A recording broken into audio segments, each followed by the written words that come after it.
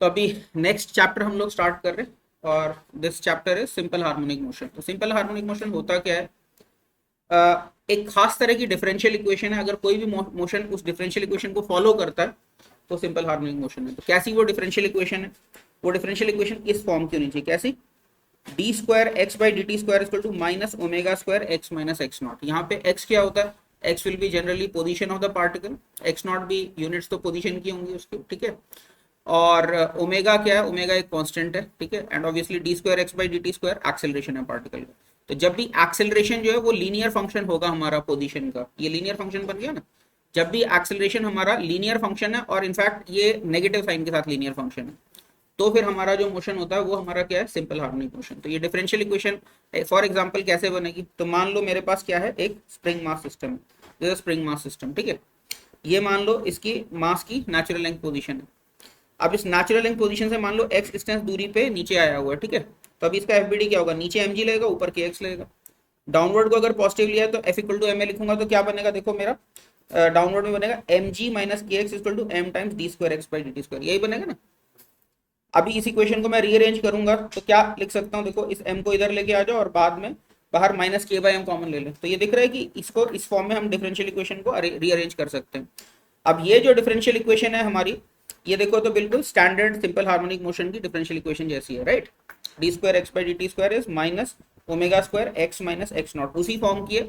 यहाँ पे x not की वैल्यू क्या आ गई हमारी? एम जी बाई के, ठीक है। और ओमेगा स्क्वायर की वैल्यू आ गई के बाई एम, ठीक है। तो ये जो क्वांटिटी है एम जी बाई के, यहाँ पे एक्स नॉट आ रहा है, एक्स नॉट का क्या सिग्निफिकेंस होगा? सोचो, d square x by D T square particle का एक्सेलरेशन है। तो अब x equal to x naught अगर हम रख देंगे तो क्या हो जाएगा? ये वैल्यू जीरो हो जाएगी कि नहीं? तो x equal to x naught वो वैल्यू है पोजीशन की जहां पे एक्सेलरेशन जीरो हो रहा है, और जहां पे एक्सेलरेशन जीरो है तो वहां पे स्पीड मैक्सिमम होगी, ठीक है। तो इसको हम मीन पोजीशन भी कहते हैं, ठीक है। तो एक और भी रीजन है क्यों मीन पोजीशन कहते हैं, वो अभी थोड़ा ग्राफ प्लॉट करूंगा तो समझ में आएगा हमको क्यों कहते हैं इसको मीन पोजीशन, ठीक है। So this can be compared to the equation 1 with omega is equal to root k by m and x naught is equal to mg by k. Omega को एंगुलर फ्रीक्वेंसी कहते हैं motion की और x not को mean position कहते हैं। Omega को angular frequency क्यों कहते हैं, ये भी थोड़े टाइम बाद हमें समझ में आएगा कि क्यों, इसकी क्या सिग्निफिकेंस है, why the word angle associated. सोचने में लग रहा है ना कि ब्लॉक तो ऊपर नीचे जा रहा है, तो फिर ये एंगल का क्या मतलब आ गया यहाँ पे, ठीक है। तो वो भी हम समझेंगे इस एंगल का क्या सिग्निफिकेंस है, ठीक है। तो पे केयरफुल अटेंशन। अच्छा, अब ये तो डिफरेंशियल इक्वेशन है हमारी, ठीक है। और तुम्हें पता है कि कोई भी एक फर्स्ट ऑर्डर डिफरेंशियल इक्वेशन होती है, यानी dx by dt equal to something होता है, तो उसमें एक आर्बिट्ररी कांस्टेंट ऑफ इंटीग्रेशन आता है, राइट। ऐसे ही अगर दो बार इंटीग्रेट करोगे तो फर्स्ट इंटीग्रेशन में एक आर्बिट्ररी कांस्टेंट आएगा और सेकंड इंटीग्रेशन में एक और आर्बिट्ररी कांस्टेंट ऑफ इंटीग्रेशन आएगा, ठीक है। तो इसमें भी अगर हम देखेंगे तो अगर दो बार मैं इंटीग्रेट करूंगा, position as function of time निकालना है तो मुझे दो बार इंटीग्रेट करना पड़ेगा इसको, राइट। दो बार इंटीग्रेट करूंगा मैं इसको, तो मेरे पास इनफैक्ट इसको क्या लिख सकता हूँ? V d v by d x लिख सकता हूँ। मैं करने नहीं वाला, मैथ्स थोड़ी सी कॉम्प्लिकेटेड है और उसमें कुछ ज्यादा रखा नहीं है, लेकिन मैं इन प्रिंसिपल बोल रहा हूँ। इसको मैं v d v by d x लिखूंगा तो velocity is a function of x आ जाएगा। फिर उसके बाद d x by D t लिख दूंगा वेलोसिटी को, एक और बार इंटीग्रेट करूंगा तो x is a function of time आ जाएगा, ठीक है। तो मैं उतना करने नहीं वाला, लेकिन इतनी बात तो पक्की है, नहीं दो आर्बिट्ररी कॉन्स्टेंट्स आएंगे, ठीक है। और वो दो आर्बिट्ररी कांस्टेंट्स एक्चुअली अगर स्प्रिंग ब्लॉक सिस्टम में छोड़ रहा हूँ कहीं से, तो ऐसा तो नहीं कि कोई आर्बिट्ररी मोशन करेगा, कोई पर्टिकुलर मोशन ही करेगा, is it not? Arbitrary motion तो नहीं होगा ना। मान लो नेचुरल लेंथ पोजीशन से छोड़ा तो कुछ मोशन होगा, या मान लो खींच के छोड़ा इसको तो कुछ और मोशन होगा, ठीक है नहीं। तो जो हमारा मोशन होगा वो डिपेंड किस चीज पे करेगा? वो इस बात पे डिपेंड करेगा कि ब्लॉक को कहाँ से छोड़ा है और कितनी स्पीड देके छोड़ा है, ठीक है नहीं। तो दो इनिशियल कंडीशंस होंगी सिस्टम की, इनिशियल पोजीशन और इनिशियल वेलोसिटी। और इन दो इनिशियल कंडीशंस को मीट करने के लिए हम दो आर्बिट्ररी कांस्टेंट्स को सॉल्व कर पाएंगे, जिससे हमें पता चलेगा कि एग्जैक्टली ये वाला सिस्टम क्या करने वाला है, ठीक है नहीं। क्योंकि डिफरेंशियल इक्वेशन तो तुम ज्यादा खींच के छोड़ोगे तो भी वही डिफरेंशियल इक्वेशन बनेगी, कम खींच के छोड़ोगे तो भी वही डिफरेंशियल इक्वेशन बनेगी, इसको टपली मार के वेलोसिटी देके छोड़ोगे तो भी वही डिफरेंशियल इक्वेशन बनेगी। तो exact behaviour will depend on the initial conditions, right. Initial conditions पे डिपेंड करेगा एग्जैक्ट बिहेवियर, ठीक है। तो इनिशियल कंडीशंस क्या होंगी? Initial position and initial velocity, they will decide the two arbitrary constants जिसके ऊपर सिस्टम का एग्जैक्ट बिहेवियर होगा। समझ में आ रही बात की नहीं, ठीक है। तो इसका सॉल्यूशन होता किस फॉर्म का है, तो ये अभी मैं इंटीग्रेट करने नहीं जा रहा, लेकिन मैं तुमको बता दे रहा हूँ कि इसका सॉल्यूशन किस फॉर्म का आता है। वो इसका सॉल्यूशन इस फॉर्म का आता है, क्या? x minus x naught equal to a sine omega T plus five, या फिर x minus x naught equal to a cos omega T plus five. इस फॉर्म का सॉल्यूशन होता है। यहाँ पे a और फाई हमारे दो आर्बिट्ररी कांस्टेंट्स हैं, ठीक है। ए और phi are the two arbitrary, समझ में आ रहा है ना, सेकंड ऑर्डर डिफरेंशियल इक्वेशन है। तो दो इंटीग्रेशन से आर्बिट्री कांस्टेंट तो आने थे, तो इस फॉर्म में आ जाएंगे। होगा क्या, पहली बार इंटीग्रेट करोगे तो साइन इनवर्स में जाता है, तो 11th क्लास में इतना इंटीग्रेशन एक्सप्लोर नहीं करते हो तो कोई बहुत फायदा नहीं है। चाहो तो कर भी सकते हो इंटीग्रेशन बाय सब्स्टिट्यूशन लगा के, प्रूव भी कर सकते हो, बट बहुत कुछ रखा नहीं है उसमें। तो इसलिए हम क्या करेंगे, सॉल्यूशन प्रपोज कर दिया, इसको वेरीफाई करके मैं दिखा दूंगा कि ये सेटिस्फाई कर रहा है उस डिफरेंशियल इक्वेशन को। क्या सॉल्यूशंस है, x minus x naught equal to a sine omega T plus 5, या फिर x minus x naught equal to a cos omega T plus 5।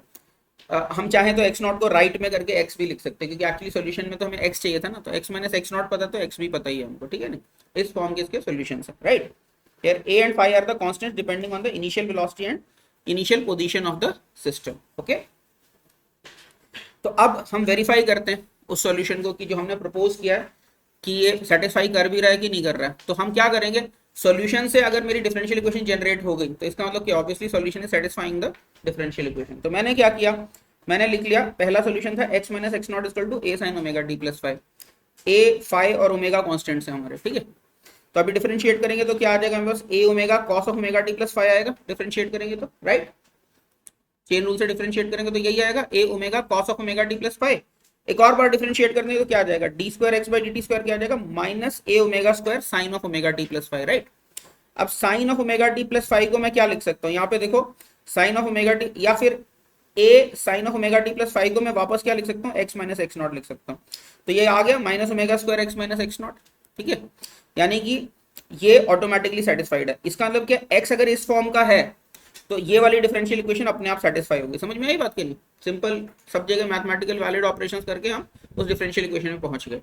तो वो सॉल्यूशन मतलब ये डिफरेंशियल इक्वेशन अपने आप सेटिस्फाई होगी, हो गया ना वेरिफिकेशन। इसी तरह से दूसरे सॉल्यूशन को वेरीफाई कर सकते हैं। दूसरा क्या था, x minus x naught is A cos omega T plus 5, तो dx बाई dt क्या हो जाएगा, minus A omega sine of omega T plus 5, right. एक और बार डिफरेंशिएट किया तो क्या आएगा, minus A omega square cos of omega T plus 5। अब क्या करेंगे, a cos of omega T plus 5 को वापस x minus x naught put कर देंगे, तो आप देख लो वापस वही डिफरेंशियल इक्वेशन आ गई, ठीक है नहीं। तो ये दोनों ही सॉल्यूशंस उस डिफरेंशियल इक्वेशन को सेटिस्फाई कर रहे हैं हमारे। समझ में आई बात की नहीं, ठीक है, क्लियर है सभी को यहाँ तक। अब हम क्या बात करते हैं, अब मैंने जैसे बोला आर्बिट्ररी बिहेवियर तो कोई भी सिस्टम नहीं करता है, हमेशा सिस्टम का बिहेवियर किस बात पे डिपेंड करता है कि इनिशियल कंडीशंस क्या थी। फॉर एग्जांपल प्रोजेक्टाइल की बात करें तो प्रोजेक्टाइल भी प्रोजेक्टाइल के डिपेंड करेगा कितनी जोर से फेंका और कितने एंगल पे फेंका, इज इट नॉट, उसके ऊपर डिपेंड करेगा एग्जैक्ट बिहेवियर क्या है।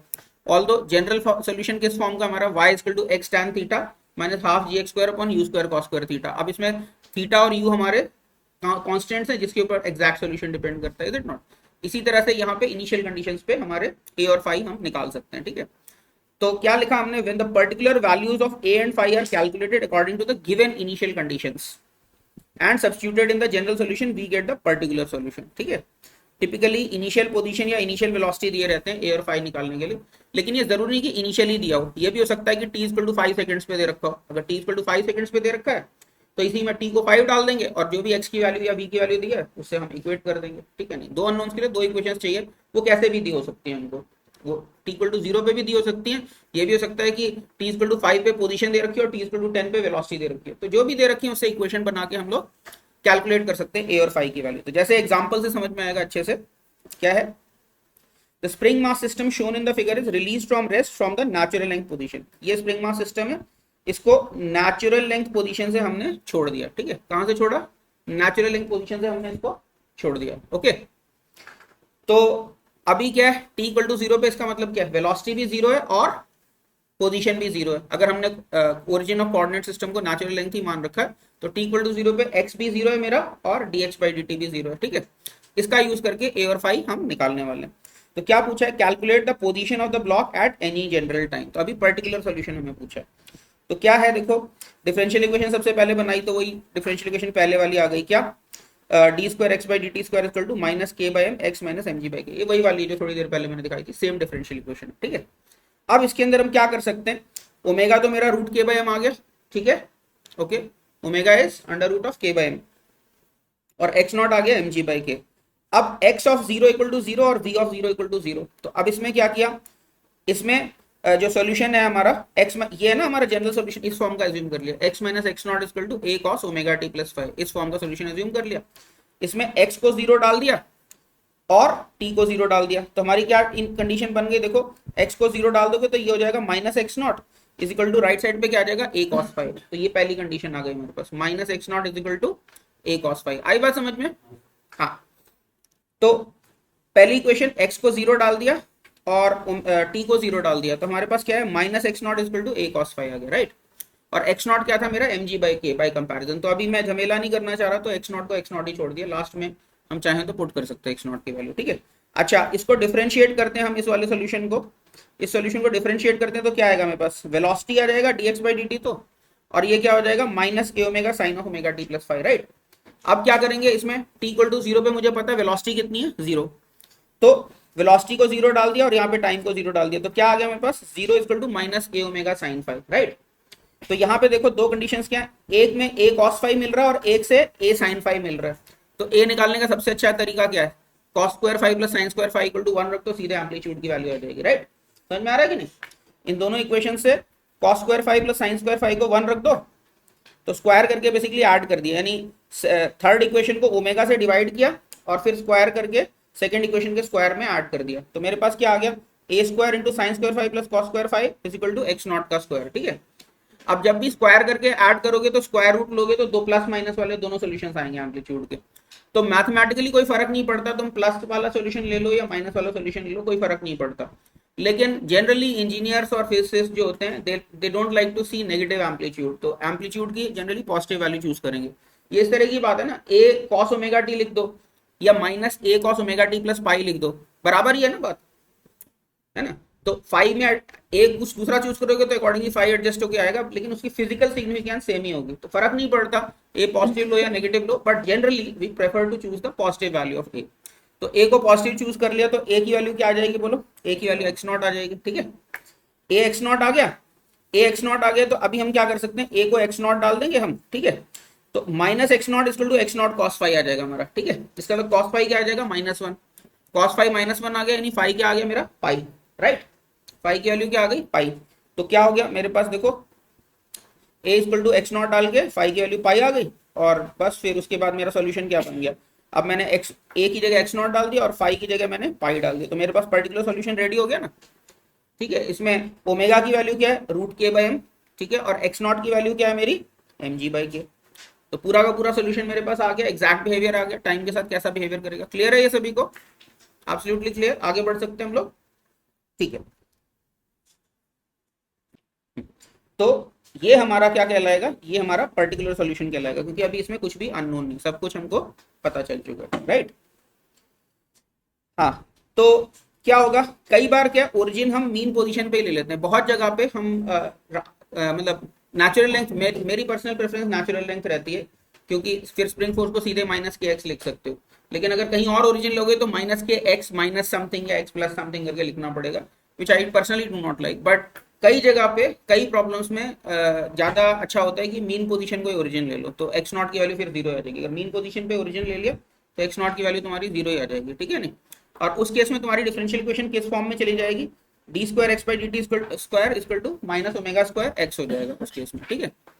और फिर तो सॉल्यूशन में भी क्या हो जाएगा, अभी एक्स नॉट तो जीरो ही आ गया ना, तुम्हारा मीन पोजीशन पे ओरिजिन है, तो एक्स नॉट जीरो हो जाएगा तुम्हारा, तो क्या आ जाएगा solution, a cos omega T plus five या a sine omega T plus five, इस फॉर्म का आ जाएगा, ठीक है। तो अभी सवाल ये है कि इसका हम ए को एम्पलीट्यूड क्यों कहते हैं, एम्पलीट्यूड का मतलब होता है कि मीन पोजीशन से कितना दूर जा रहा है मैक्सिमम, उसको एम्पलीट्यूड कहते हैं, ठीक है। तो अगर हम इस सॉल्यूशन को प्लॉट करें, मान लो मेरे पास a cos omega T plus phi है या a sine omega T plus, यानी जनरल में तो एक्स नॉट भी ऐड करेंगे ना, तो इसका टाइम के साथ सॉल्यूशन है कैसा, अगर मैं एक्स वर्सेस टाइम प्लॉट करूं तो मैंने क्या किया, एक लाइन ड्रॉ कर ली x equal to x naught पे, ठीक है। यहाँ पे मेरा इस एक्सिस पे एक्स है और यहाँ पे ये वाला मेरा टाइम एक्सिस है, तो x equal to x naught मैंने प्लॉट कर लिया, और मुझे पता है ये जो सोल्यूशन है एक्स नॉट प्लस ए से ऊपर नहीं जाने वाला है और एक्स नॉट माइनस ए से नीचे नहीं जाने वाला है, क्यों, क्योंकि sine theta plus minus one के बीच में ही तो ऑसिलेट करेगा, ठीक है। तो एक्स नॉट प्लस ए से ऊपर नहीं जाने वाला है और एक्स नॉट माइनस ए से नीचे नहीं जाने वाला है, आ रही है बात समझ में, ठीक है कि नहीं। तो इसीलिए हम इसको क्या कहते हैं, एम्पलीट्यूड। तो farthest distance it can be from the mean position is a, तो इसको हम एम्पलीट्यूड कहते हैं, समझ में आया कि नहीं। और अच्छा, तुमको पता है साइन फंक्शन जो है इसकी साइकिल कितने कितने एंगल में कंप्लीट होती है, 2 पाई एंगल में कंप्लीट हो जाती है साइन की साइकिल, राइट। हर 2 पाई में साइन साइकिल हमारी कंप्लीट होती रहती है। इसका मतलब क्या है, यहां से यहां तक जो टोटल एंगल है ये 2 पाई होगा, राइट, ठीक है नहीं। और ये टाइम हमारा क्या हो जाएगा, तो देखो ये कितने टाइम में रिपीट होगा, तो हमें पता है फाई की वैल्यू जो है हमारी यहाँ पे, सॉरी ये टाइम पीरियोडिसिटी पढ़ी होगी तुम लोगों ने, मैथ्स में पढ़ी है कि नहीं। तो हम क्या चाहेंगे, मैं टेम्परेरी यहाँ पे लिख रहा हूँ, तो a sine omega T plus capital t plus phi should be equal to what, a sine omega t. यही डेफिनेशन होती है ना पीरियोडिसिटी की, टी की लीस्ट पॉसिबल वैल्यू की ये वैल्यू रिपीट हो जाए, राइट। इसका मतलब क्या होगा, अब इसको एक्सपैंड करोगे तो ये क्या आएगा, omega T plus omega capital T आएगा एक्स्ट्रा यहाँ पे जब एक्सपैंड करोगे ब्रैकेट को, तो राइट। तो ओमेगा इंटू कैपिटल टी की वैल्यू अगर 2 पाई हो गई तो ऑब्वियसली साइन फंक्शन की साइकिल पूरी की पूरी एक साइकिल से एडवांस हो जाएगी। समझ में आई बात की नहीं। इसीलिए इसका टाइम पीरियड क्या हो जाएगा हमारा, omega capital T equal to 2 pi रखोगे तो टाइम पीरियड क्या हो जाएगा, T upon T equal to 2 pi by omega. ये पीरियोडिसिटी तुम लोगों ने मैथ्स में पढ़ी हुई है फंक्शंस की, तो समझ गया कि नहीं। तो ये जो फंक्शन है A sine omega T plus five या A cos omega T plus five, इसकी पीरियोडिसिटी क्या निकल के आई हमारी 2 पाई बाय ओमेगा। क्लियर हुआ ये सभी को, ठीक है। तो आई जस्ट इरेज दिस। तो इसका मतलब क्या है, साइकिल जहां पे कंप्लीट हो रही है, तो टाइम के टर्म्स में देख रहे हैं, एंगल के टर्म्स में देखते हैं तो 2 पाई होता है एंगल, तो टाइम कितना हो जाएगा 2 पाई बाय ओमेगा हो जाएगा, ठीक है। तो ये साइकिल का टाइम पीरियड आ गया 2 पाई बाय ओमेगा। क्लियर है, समझ में आया ये ग्राफ सभी को, ठीक है। हाँ, तो हमने क्या देखा कि the motion is symmetric about x not and hence the word mean position, इसीलिए मीन पोजीशन कह रहे हैं, क्यों, इधर से इधर के बिल्कुल बीचों बीच में पड़ रहा है, इसलिए एक्स नॉट को मीन पोजीशन कह रहे हैं, है ना। अपर एक्सट्रीम लोअर एक्सट्रीम के बिल्कुल बीचों बीच में, मीन का मतलब क्या होता है, एवरेज होता है, तो बिल्कुल बीचों बीच में पड़ रहा है अपर एक्सट्रीम और लोअर एक्सट्रीम के। Also it can be readily seen that the motion is periodic with a time period given by 2 pi by omega, और a क्या maximum separation of the particle from mean position and therefore it is known as amplitude, ठीक है। अच्छा, frequency of oscillation क्या होगा, देखो frequency होता है कि कोई इवेंट पर यूनिट टाइम कितनी बार हो जा रहा है। तो मान लो कोई चीज हर 0.1 सेकंड में हो रही है, तो एक सेकंड में कितनी बार हो जाएगी, 10 बार हो जाएगी, यानी 1/0.1 किया ना। कोई 0.2 सेकंड्स में हो रही है तो एक सेकंड में कितनी बार हो जाएगी, 1/0.2, यानी अगर टाइम पीरियड t है तो यूनिट टाइम में कितनी बार हो जाएगी वो 1/t। समझ गया कि नहीं। तो इसको हम क्या कहते हैं, फ्रीक्वेंसी। क्या बोला, the number of cycles executed per unit time is known as frequency of oscillation. तो mathematically it should be the reciprocal of time period. For instance if each cycle completes in 0.1 second then number of cycles in 1 second will be 10, that is 1/0.1। तो frequency को हम new से denote करेंगे, new equal to क्या आ गया 1/t, और t मेरा था 2 पाई बाय ओमेगा, तो फ्रीक्वेंसी क्या हो जाएगी ओमेगा बाय 2 पाई। तो अक्सर हम इस फॉर्म में यूज करते हैं omega equal to 2 pi nu. तो बहुत ध्यान से समझना क्वेश्चन में क्या लिखा है, एंगुलर फ्रीक्वेंसी लिखा है तो ओमेगा पूछ रहा है, रेडियंस पर सेकंड यूनिट होती है इसकी, ठीक है। और अगर फ्रीक्वेंसी पूछा है तो उसकी यूनिट होती है हर्ट्ज। तो कई बार 2 पाई का फैक्टर मिस हो जाता है बच्चों को, तो बहुत ध्यान से समझना क्वेश्चन में क्या पूछ रहा है, एंगुलर फ्रीक्वेंसी पूछ रहा है या फ्रीक्वेंसी पूछ रहा है। समझ में आई बात की नहीं, क्लियर है। इसके बाद जो हम अगली चीज सीखने वाले हैं, इससे एसएचएम के बहुत सारे प्रॉब्लम बहुत ज्यादा आसान हो जाएंगे। ये क्या है, ज्योमेट्रिकल विजुअलाइजेशन है। बेसिकली सिंपल हार्मोनिक मोशन को ज्योमेट्रिकली हम विजुअलाइज करेंगे। तो बहुत सारे क्वेश्चंस में अगर ज्योमेट्रिकल विजुअलाइजेशन है तो हम देखेंगे कि बहुत काम हम लोगों का आसान हो जाएगा। तो ये ज्योमेट्रिकल विजुअलाइजेशन क्या है, इसको हम बोलते हैं phasor representation of simple harmonic motion. Phasor representation क्या है, अभी मेरी बात बहुत ध्यान से सुनना। इमेजिन करो कोई वेक्टर है जिसकी लेंथ है a, कितनी लेंथ है वेक्टर की a, और वो घूमना शुरू हुआ है एक्स एक्सिस से कितने एंगल पे, फाई एंगल पे घूमना शुरू हुआ, ठीक है। स्टार्टिंग में वो कितने एंगल पे था, t इक्वल टू 0 पे, वो एक्स एक्सिस से फाई एंगल पे था और ओरिजिन के अबाउट पिवटेड है, समझो ये वेक्टर, ठीक है। तो अभी t टाइम बाद ये कितना घूम जाएगा, अगर ओमेगा एंगुलर वेलोसिटी से ये वेक्टर घूम रहा है तो t टाइम बाद ये वेक्टर कहां पहुंच जाएगा, इधर से ये ओमेगा t एंगल और घूम जाएगा। तो एक्स एक्सिस से इसका टोटल एंगल कितना हो जाएगा, ओमेगा t प्लस 5 हो जाएगा कि नहीं, बोलो ओमेगा t प्लस 5 हो जाएगा एक्स एक्सिस से इसका एंगल। इसका मतलब क्या है, इसकी जो प्रोजेक्शन होगी एक्स एक्सिस पे कितनी हो जाएगी, a cos of omega t plus 5। समझ में आ रही बात की नहीं, वेक्टर का कंपोनेंट ले रहे हैं एक्स एक्सिस पे, कितना हो जाएगा a cos omega t plus 5। तो अभी एसएचएम का सॉल्यूशन भी तो इसी फॉर्म का होता है ना, x equal to x naught plus a cos omega t plus 5। तो x नॉट तो एक कांस्टेंट ही होता है, और वो भी अगर ओरिजिन हमने मीन पोजीशन पे ले लिया तो x नॉट की वैसे चिंता नहीं करनी। तो ये समझ में आ रहा है कि नहीं। तो सिंपल हार्मोनिक मोशन क्या है, बेसिकली एक रोटेटिंग वेक्टर की शैडो है, इज इट नॉट। अगर मान लो मैं कोई वेक्टर लूं और उसको मैं घुमाना शुरू कर दूं कांस्टेंट एंगुलर वेलोसिटी से, और उसकी टिप की मैं शैडो लेता रहूं, तो वो शैडो आगे पीछे चलती रहेगी कि नहीं। तो वो जो शैडो जो मोशन कर रही है एक्स एक्सिस के अलोंग, वो जो है वही हमारा सिंपल हार्मोनिक मोशन है, ठीक है नहीं। तो अक्सर सिंपल हार्मोनिक मोशन को इस रोटेटिंग वेक्टर की शैडो से विजुअलाइज करते हैं, और ये वाला जो रोटेटिंग वेक्टर है जो उस गिवन एसएचएम को रिप्रेजेंट कर रहा है, करस्पॉन्डिंग रोटेटिंग वेक्टर को हम क्या कहते हैं, उस एसएचएम का फेजर, समझ गए क्या बोलते हैं, फेजर, रोटेटिंग वेक्टर जो एसएचएम को रिप्रेजेंट कर रहा है, ठीक है। तो क्या लिखा हम लोगों ने, any motion of the form a cos omega t plus phi can be thought of as shadow of a rotating vector on x axis as shown in the figure. Here length of the phasor is a and it starts rotating from an angular position phi from x axis rotating with an angular velocity omega anti clockwise साथ में लिख सकते हो, ये anti clockwise ही लिया जाता है phasor, ठीक है, ओमेगा। और यहाँ पे हम जनरली एंटी क्लॉकवाइज घुमाते हैं फेजर्स को, जनरली क्या हमेशा ही हम लोग एंटी क्लॉकवाइज घुमाते हैं, ऐसा नहीं कि क्लॉकवाइज घुमा नहीं सकते, but for our own sanity, ताकि हम सिली मिस्टेक ना करें, इसलिए हमेशा ओमेगा हम एंटी क्लॉकवाइज ही लेके चलते हैं, ठीक है, हमेशा ध्यान रखना ओमेगा हम एंटी क्लॉकवाइज घुमाते हैं। From the phasor diagram it is clear that time period of motion must be 2 pi by omega. यहां से भी हमें दिख रहा है कि टाइम पीरियड कितना होगा, 2 पाई बाय ओमेगा होगा टाइम, इज इट नॉट, क्योंकि ये घूम रहा है फेजर ओमेगा से, तो कितने टाइम बाद इसकी साइकिल कंप्लीट होगी, 2 pi by omega, 2 pi angle घूमना है इसको और ओमेगा से घूमना है, राइट। तो यहां से भी दिखा कि नहीं टाइम पीरियड कितना होना चाहिए, 2 पाई बाय ओमेगा होगा। अब ओमेगा की सिग्निफिकेंस भी पता चल रही है, तो हम लोग पहले सोच रहे थे ना कि भाई पार्टिकल तो आगे पीछे एक स्ट्रेट लाइन में चल रहा है, तो ये ओमेगा कहां से आ गया, ये एंगुलर वर्ड कहां से आ गया, तो एंगुलर वर्ड किसका है, इसका जो फेजर है, ठीक है या नहीं, इसका जो फेजर है जो इस मोशन को रिप्रेजेंट कर रहा था, उस फेजर के घूमने की एंगुलर वेलोसिटी है, समझ में आई बात की नहीं, उस फेजर के घूमने की एंगुलर वेलोसिटी है। तो किसी लीनियर मोशन से भी एसोसिएटेड एक एंगुलर मोशन है ही हमारा, सर्कुलर मोशन की शैडो है लीनियर मोशन जो दिख रहा है, इस फॉर्म का जो लीनियर मोशन, आई बात समझ में कि नहीं, ठीक है, ठीक है। तो समझ में आया ना टाइम पीरियड, ओके।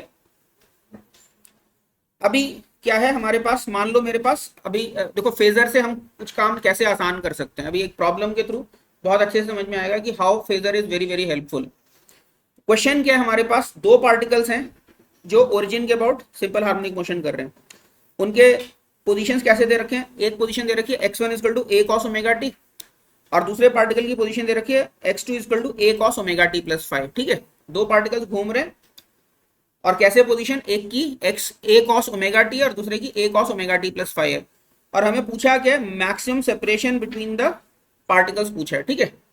तो अभी इसको देखो, मान लो हमें फेजर नहीं मालूम होता तो हम कैसे करते, तभी तुम फेजर को अप्रिशिएट कर पाओगे कि क्या फायदा हुआ फेजर का।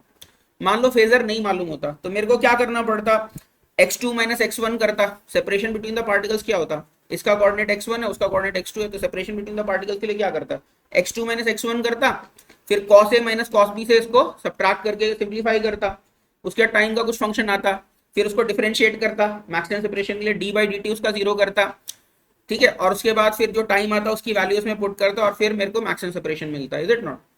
और उसमें भी कॉस दोनों एम्पलीट्यूड्स बराबर है तो चलो एक बार को लगा भी लोगे cos a minus cos b, मान लो यहाँ पे a cos ओमेगा t होता है और यहाँ पे b cos omega t plus 5 होता है, तब तो और झमेला हो जाता है, इज इट नॉट। समझ में आ रही बात की नहीं, तब तो सीधे सीधे cos a minus cos b भी नहीं लगा पाते, ठीक है, बराबर है तो एक बार को चलो डुएबल है, दिख रहा है यहाँ पे हो जाएगा, ठीक है, उसमें भी पता नहीं अच्छे नंबर आएंगे गंदे नंबर आएंगे, नॉन स्टैंडर्ड कुछ एंगल आ जाए, ठीक है।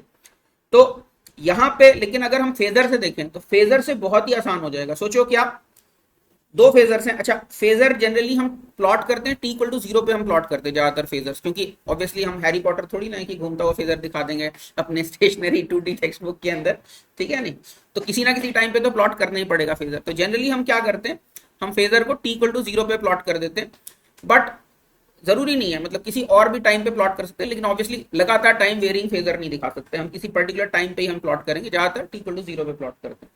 तो यहाँ पे देखो, यहाँ पे ये फेजर जो है t इक्वल टू 0 पे और x एक्सिस पे रहा होगा इसका फेजर, राइट, क्योंकि 5 इसमें 0 है इस वाले में, और t टाइम पे घूम के कहाँ पे पहुंच गया होगा, ये ओमेगा t एंगल घूम के यहाँ पे पहुंच गया होगा, सॉरी 1 और 2 मैंने स्वैप कर दिया, I will just change this, तो this should be the phasor 1, ये फेजर 1 होना चाहिए और वो वाला फेजर 2 होना चाहिए, ये वाला फेजर 2 होना चाहिए।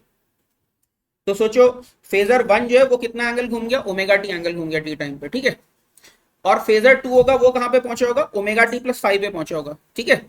तो इसका मतलब क्या है, मेरा x1 जो है वो, अरे ये क्या कर दिया मैंने, एक मिनट, यहाँ पर भी x1 और x2 भी स्वैप होंगे यहाँ पे नीचे, this should B x2 and that should be x1, यहाँ पे ये जो है मेरा x2 होना चाहिए और ये मेरा x1 होना चाहिए, ठीक है, अभी सही है एकदम। तो इसका मतलब क्या है, ये वाला जो है तो 2 की पोजीशन ये है मेरी, ठीक है, और 1 की पोजीशन मेरी ये है, किसी भी जनरल टाइम पे दिख रहा है। तो इनकी जो डिस्टेंस है, इन दोनों में डिस्टेंस है, ये डिस्टेंस ये क्या हो जाएगा, इनकी शैडो के बीच में जो सेपरेशन दिख रहा है, और इनकी शैडो के बीच में जो सेपरेशन होगा वो क्या होगा, इन दोनों फेजर्स के टिप को मैं जोड़ दूं इस लाइन की शैडो के बराबर ही है। Is it not? समझ में आई बात की नहीं? दोनों फेजर्स की टिप मैंने, ये दिख रहा है, ये एक टर्कोइज कलर की लाइन से मैंने जोड़ रखा है दोनों फेजर को। इस फेजर, इस लाइन की शैडो जो है, यही तो है हमारा सेपरेशन। समझ में आई बात की नहीं? इन दोनों वेक्टर्स की टिप को जोड़ने वाली लाइन की शैडो जो है हमारा instantaneous separation between the particles है। ये सेटल्ड है सभी के लिए, सबके लिए? समझ में आई बात की नहीं? तो इसका मतलब क्या है, जब सेपरेशन मैक्सिमम होगा तो इस लाइन की शैडो मैक्सिमम होनी चाहिए। Is it not? और इस लाइन की शैडो कब मैक्सिमम होगी, जब ये लाइन घूम के हॉरिजॉन्टल हो जाएगी, तभी तो एक्स एक्सिस पे शैडो मैक्सिमम होगी। ये समझ में आ रहा है कि ये लाइन की लेंथ चेंज नहीं होने वाली टाइम के साथ। क्यों? क्योंकि दोनों के दोनों फेजर तो बराबर बराबर से घूमे जा रहे हैं ना, तो इनकी टिप की line joining the length, I mean जो length of the line joining है वो तो चेंज होने वाली है नहीं। तो ये कब मैक्सिमम होगी इसकी शैडो, जब ये सिमेट्रिक होगा, यानी कि इनका बाइसेक्टर वर्टिकल होगा और ये दोनों फेजर एक वर्टिकल से 5/2 इधर और दूसरा वर्टिकल से 5/2 इधर होगा, तभी होगा ना मैक्सिमम। समझ में आ रही बात की नहीं? जब ये लाइन हॉरिजॉन्टल होगी तो वर्टिकल से 5/2 इधर और 5/2 इधर। तो कैसा बन जाएगा हमारा फेजर डायग्राम मैक्सिमम सेपरेशन पे, ये फेजर डायग्राम बन जाएगा। आई बात समझ में कि नहीं? ठीक है, मैक्सिमम सेपरेशन पे हमारा फेजर डायग्राम, ये दोनों फेजर घूम के ऐसे जाएंगे सच दैट एक फेजर 5/2 पीछे हो वर्टिकल से और दूसरा 5/2 इधर हो। ऑब्वियसली टोटल एंगल तो 5 मेंटेन रहेगा ना, अगर सेम एंगुलर वेलोसिटी से घूम रहे तो एंगल थोड़ी ना चेंज हो जाएगा इनका आपस का। ठीक है, और अभी इमीडिएटली हो गया हमारा मैक्सिमम सेपरेशन, दिख रहा है यहाँ से, ये 5/2 है तो ये लेंथ a है, तो ये क्या हो जाएगा, ये मेरा a sin 5/2 हो जाएगा। तो क्या आ जाएगा हमारा मैक्सिमम सेपरेशन 2a sin 5/2। तो ज्योमेट्रिकल विजुअलाइजेशन से एकदम से हो गया हम लोगों का। समझ में आई बात की नहीं? ठीक है, फॉर दैट मैटर a और b भी होता तो भी थोड़ा सा ज्योमेट्री लगा के हो जाता। अभी एक क्वेश्चन देखेंगे जहां पे a और b लेके भी हम लोग करेंगे। अभी इसमें हमको टाइम भी बहुत जल्दी मिल जाएगा। टाइम निकालना है तो बस हम ये देख लें कि फेजर कितना एंगल घूमा है, जितना एंगल घूमा है उसको एंगुलर वेलोसिटी से डिवाइड कर दें तो हमें टाइम पता चल जाए कितने टाइम बाद ये इवेंट होने वाला है, राइट? तो अभी देखो, जब ये फेजर जो मेरा येलो फेजर है, येलो फेजर कितना एंगल घूम गया, देखो t=0 पे ये यहाँ था, येलो फेजर है ना, हॉरिजॉन्टल पोजीशन पे था, और अभी जो है हमारा यहाँ पे है, तो ये कितना एंगल घूम गया, 90 - 5/2 एंगल घूम गया ये फेजर, है ना।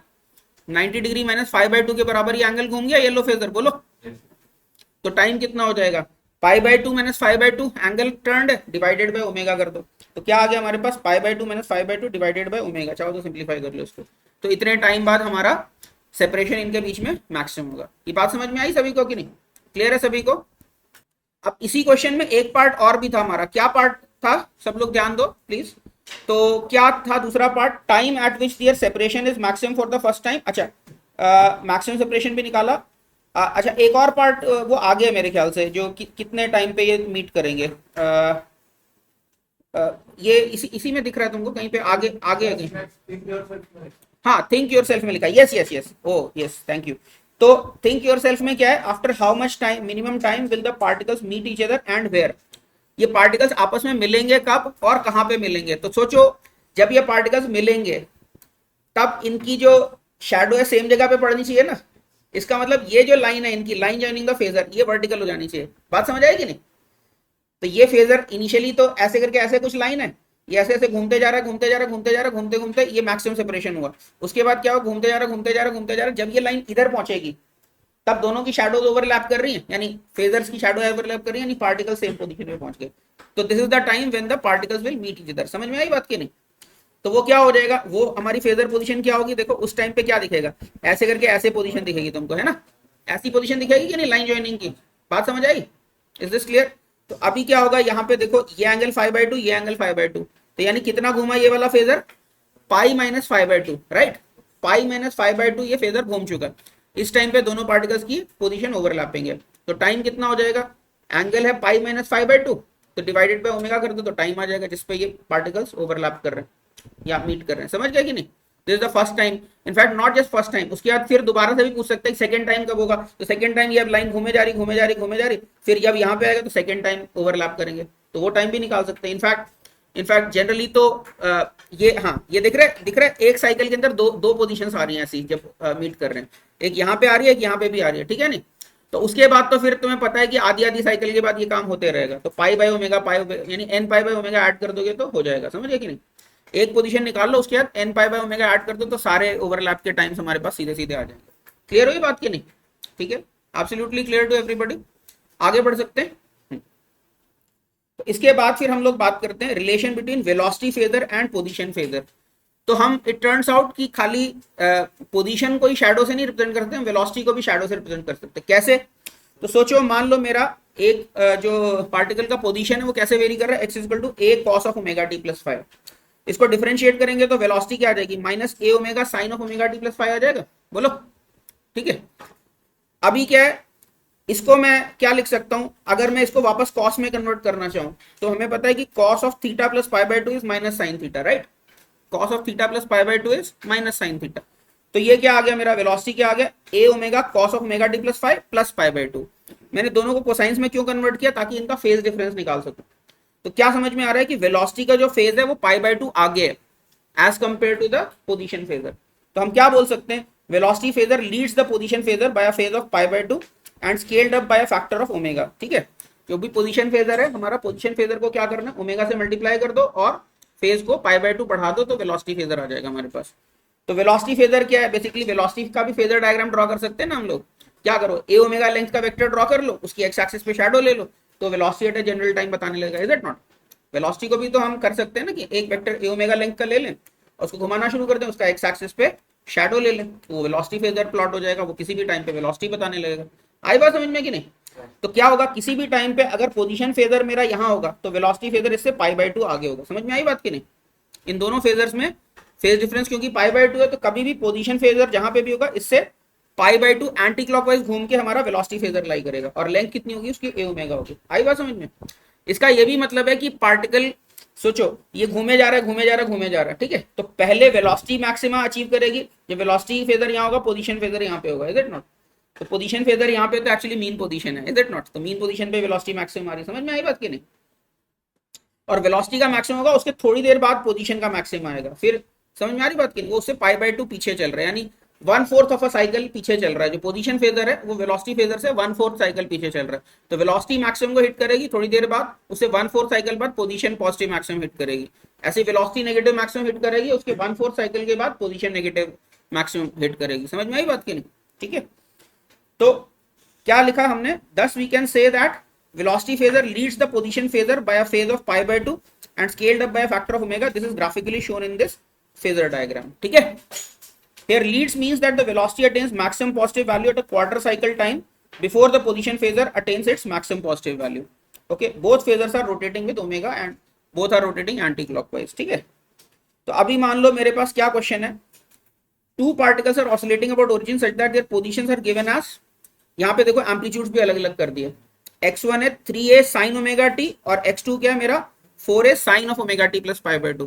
फर्क नहीं पड़ता, कॉस भी कर देते तो मतलब क्या, बेसिकली ये साइन होगा या कॉस होगा इस बात पे डिपेंड करता है कि ऑब्जर्वेशन कब से शुरू करा हुआ है। ठीक है, नहीं ऑब्जर्वेशन पहले से शुरू करोगे तो वो फेज एंगल में एडजस्ट हो जाएगा, टाइम क्लॉक टाइम कब शुरू करो, क्योंकि पार्टिकल तो हर पोजीशन पे जा ही रहा है ना, ये तो हमारे ऊपर डिपेंड करता है हम किस पोजीशन से मेजरमेंट शुरू करें। ठीक है, तो एनीवे यहाँ पे हमें साइन में दे रखे हैं ये दोनों। Calculate the maximum relative speed between the particles and also the time when this happens for the first time. अभी यहाँ पे क्या निकालना है, मैक्सिमम रिलेटिव स्पीड निकालनी है। ठीक है, तो अभी क्या करोगे, इसको डिफरेंशिएट करोगे तो इसका वेलोसिटी फेजर आ जाएगा, यानी वेलोसिटी का फंक्शन आएगा, उससे फेजर हम बनाने वाले हैं अपनी कन्वीनियंस के लिए। तो वेलोसिटी फंक्शन क्या आ गया, 3a omega cos omega T. ठीक है, इसको डिफरेंशिएट किया तो हमारे पास क्या आ गया, velocity phasor v2 4a omega cos of omega T plus pi by 2 आ गया। ठीक है, ओके, एक सेकेंड, सॉरी, शुड है यहाँ पे प्लस पाई बाय 2 नहीं आएगा, यहाँ पे कॉस ओमेगा टी ही रहेगा, यहाँ पे गलती से प्लस पाई बाय 2 लिखा, देखो ना डिफरेंशिएट, नहीं सॉरी रहेगा, व्हाट डिड आई डू, रहेगा क्योंकि ऑलरेडी वहाँ पे पाई बाय 2 था, sorry I made a mistake, pi by 2 रहेगा।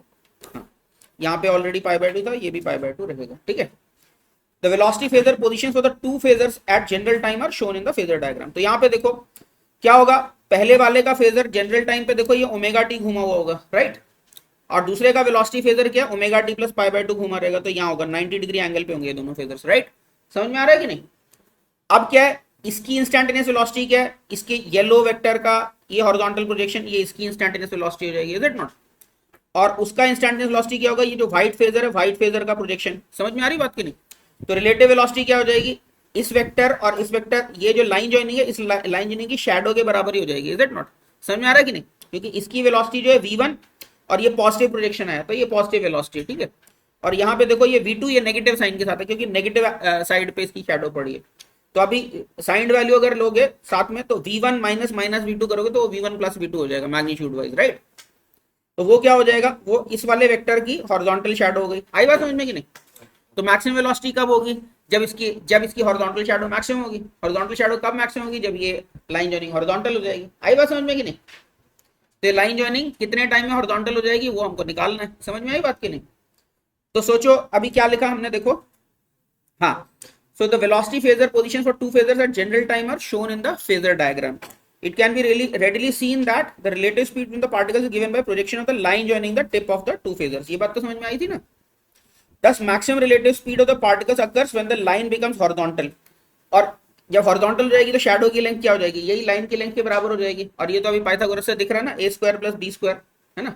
तो क्या हो जाएगा 3a ओमेगा और ये 4a ओमेगा, तो 9a square omega square and 16a square omega square 25a square omega square का अंडर रूट। तो मैक्सिमम रिलेटिव वेलोसिटी कितनी आ गई हमारी, 5a ओमेगा आ गई। समझ में आई बात की नहीं, ठीक है। अच्छा t इक्वल टू 0 पे ये लाइन कितने एंगल पे रही होगी हॉरिजॉन्टल से, तो t इक्वल टू 0 पे येलो फेजर ऐसे रहा होगा और ये फेजर ऐसे रहा होगा, ठीक है। तो इसका मतलब हॉरिजॉन्टल से इतना, वर्टिकल से इतना एंगल बन रहा होगा इस लाइन का, ठीक है। तो वर्टिकल से 37 डिग्री ये बना रही है लाइन, और फाइनली क्या है वर्टिकल से 90 डिग्री बना रही है। जिस टाइम पे वेलोसिटी मैक्सिमम हुई है उस टाइम पे वर्टिकल से 90, हॉरिजॉन्टल हो गई ना लाइन। तो इनिशियली ये वर्टिकल से कितना एंगल बना रही थी, ये ग्रीन लाइन जो मैंने बना रखी है, इनिशियली ये वर्टिकल से 37 डिग्री बना रही थी। समझ में आ रहा है ना। दोनों फेजर्स को बनाओ, देखो ये 3 यूनिट्स ये 4 यूनिट्स, तो ये एंगल कितना हो जाएगा, ये हमारा 37 डिग्री आएगा। समझ में आ रही बात की नहीं। तो इनिशियली ये लाइन वर्टिकल से 37 डिग्री पे थी और घूमते जा रही और 37 डिग्री से 90 डिग्री पे पहुंच गई। इसका मतलब ये लाइन घूमी कितनी है, 53 डिग्री घूमी है, राइट। समझ में आई बात की नहीं। और कितने रेट से घूम रही है, जिस रेट से पूरा समझ लो ये रिजिड बॉडी बना हुआ है एक तरह से ना, पूरे रिजिड बॉडी के बना के घूम रही है। दोनों फेजर्स और इनकी लाइन जॉइनिंग सब एज इट इज ओमेगा की तरह घूम रहे, राइट। तो कितना टाइम लगेगा, 53 डिग्री डिवाइडेड बाय ओमेगा, इतने टाइम बाद ये इवेंट होगा। समझ में आई बात की। तो क्या हो जाएगा, तो हम क्या बोल सकते हैं, so this line has rotated through an angle of 53 degree. The time when the maximum relative speed occurs, तो क्या हो जाएगा 53 डिग्री को रेडियंस में कन्वर्ट किया, तो 53 इंटू मैंने क्या किया, ये ध्यान रखना है यहाँ पे डिग्री को रेडियन में कन्वर्ट करना नहीं भूलना, ठीक है। तो कितना रेडियंस घूमा, 53 इंटू पाई बाय 180 है ना, यहाँ पे भी डिग्री लिख देता हूँ तो समझ गए, डिवाइडेड बाय ओमेगा। तो कितना आ जाएगा 53 पाई बाय 180 ओमेगा। इतने टाइम बाद हमारी रिलेटिव वेलोसिटी मैक्सिमम होगी। आई बात समझ में कि नहीं। इसमें अभी पिछला क्वेश्चन भी हम कर सकते हैं कि इनके डिस्टेंस कब मैक्सिमम होगा, वो सारी बात हम यहाँ पर भी पूछ सकते हैं, ठीक है। ओके अभी क्या है देखो, अक्सर जो सिस्टम्स हैं कई क्वेश्चंस के अंदर, अभी देखो वैसे तो हमने जनरल फेजर हमने पढ़ लिया कि कुछ पाई एंगल होगा कुछ ए होगा, लेकिन अक्सर क्या है बहुत सारी प्रॉब्लम्स में हम इसको 4 स्टैंडर्ड पोजीशन से छोड़ते हैं सिस्टम को अक्सर। जैसे मैंने जो क्वेश्चन उठाया था उसमें क्या किया था, रेस्ट से छोड़ा था, अपर एक्सट्रीम से पॉजिटिव एक्सट्रीम से छोड़ा था, इज इट नॉट। यानी मतलब अगर जैसे स्प्रिंग ब्लॉक सिस्टम वर्टिकल में देखूं तो मीन पोजीशन नीचे कहीं थी ना mg/k पे, तो इसको नेगेटिव एक्सट्रीम से छोड़ा था मैंने। अगर डाउनवर्ड को पॉजिटिव ले लूं तो मीन पोजीशन के बोर्ड ऐसे ऐसे करने वाला था, और इनिशियल पोजीशन मेरी क्या थी, नेगेटिव एक्सट्रीम पोजीशन। तो अक्सर हम कैसे छोड़ेंगे, या तो नेगेटिव एक्सट्रीम से छोड़ेंगे या पॉजिटिव एक्सट्रीम से छोड़ेंगे सिस्टम को, या फिर मीन पोजीशन पे पॉजिटिव वेलोसिटी देके छोड़ेंगे या मीन पोजीशन पे नेगेटिव वेलोसिटी देके छोड़ेंगे। तो ये 4 स्टैंडर्ड फेजर पोजीशंस हैं। तो वैसे तो ए और फाई इवैल्यूएट कर सकते हैं हमेशा, बट टाइम वेस्ट होगा उसमें कि लिखो अच्छा t इक्वल टू 0 पे पोजीशन इतनी थी, वेलोसिटी इतनी थी, फिर वेलोसिटी डिफरेंशिएट करके लिखा। तो इतना मेहनत जनरली हमारे पास रेडीमेड उसका सोल्यूशन होना चाहिए, इतनी मेहनत ना करनी पड़े, टाइम वेस्ट होगा बार बार। तो इसलिए 4 फेजर पोजीशन बिल्कुल ध्यान से हम लोग समझ सकते हैं, लॉजिक के साथ समझेंगे कि 4 स्टैंडर्ड फेजर पोजीशंस क्या है हमारी, ठीक है। तो अगर मान लो मेरे पास कोई ब्लॉक है, ये एसएचएम एग्जीक्यूट कर रहा है, हॉरिजॉन्टल में ही एग्जीक्यूट कर रहा है, या वर्टिकल में भी मीन पोजीशन के अबाउट समझ लो ऐसे एग्जीक्यूट कर रहा है एसएचएम।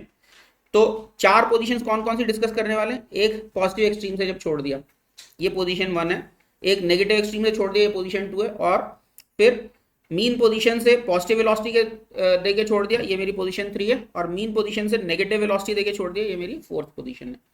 तो फर्स्ट पोजीशन क्या है मेरी, starting from positive extreme at t equal to 0। तो ये पोजीशन कैसी है, देखो पॉजिटिव एक्सट्रीम से छोड़ रहे हो, इसका मतलब ऑब्वियसली जो तुम्हारा इनिशियल पोजीशन वो x इक्वल टू a है, राइट। तो हमारा फंक्शन क्या होगा, इनिशियल फेजर पोजीशन ये होगी, राइट।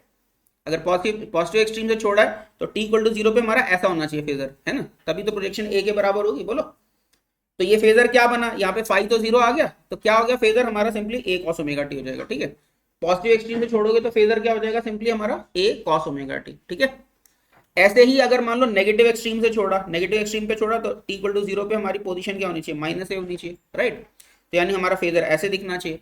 तो अभी इसका फेज एंगल कितना हो गया, देखो पॉजिटिव एक्स एक्सिस से पाई एंगल घुमा हुआ है फेजर, इज इट नॉट। तो हमारा क्या बन जाएगा फेजर यहाँ पे A cos of omega T plus pi. समझ में आई सेकंड फेजर पोजीशन स्टैंडर्ड।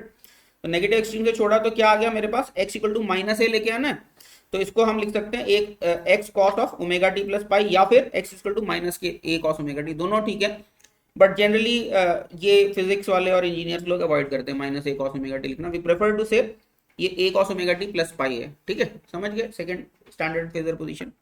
अब थर्ड स्टैंडर्ड फेजर पोजीशन क्या है, मीन पोजीशन से स्टार्ट हो रहा है और पॉजिटिव वेलोसिटी, मीन पोजीशन से स्टार्ट हो रहा है यानी हमारी प्रोजेक्शन जीरो है, राइट। प्रोजेक्शन जीरो यानी हमारा फेजर वर्टिकल होना चाहिए, या तो ऊपर होना चाहिए या नीचे होना चाहिए, लेकिन वर्टिकल होना चाहिए हमारा फेजर, तभी हमारी इनिशियल पोजीशन जीरो आएगी, राइट, मीन पोजीशन।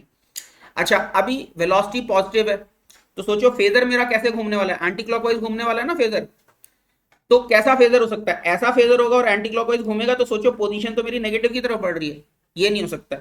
यहाँ पे अगर ऐसा फेजर है और एंटी क्लॉकवाइज घूम रहा है तो तुम्हें पता है धीमे धीमे करके पोजीशन और पॉजिटिव होती जाएगी। समझ में आ रही बात की नहीं। तो अगर पॉजिटिव वेलोसिटी के साथ में छोड़ा है मीन पोजीशन से, पॉजिटिव वेलोसिटी देके छोड़ा है, तो मेरा ऐसा फेजर होना चाहिए। आई बात समझ में कि नहीं। और ये फेजर मतलब क्या है, देखो एक्स एक्सिस से कितना एंगल बन रहा है, माइनस पाई बाय टू, या तो plus three pi by two बोल दो या माइनस पाई बाय टू बोल दो, एक ही बात है, ठीक है। तो इसका फेजर पोजीशन क्या हो जाएगा, A cos of omega T, minus pi by two बोल दो या plus three pi by two बोलो, generally minus pi by two ज्यादा पॉपुलर है, ठीक है।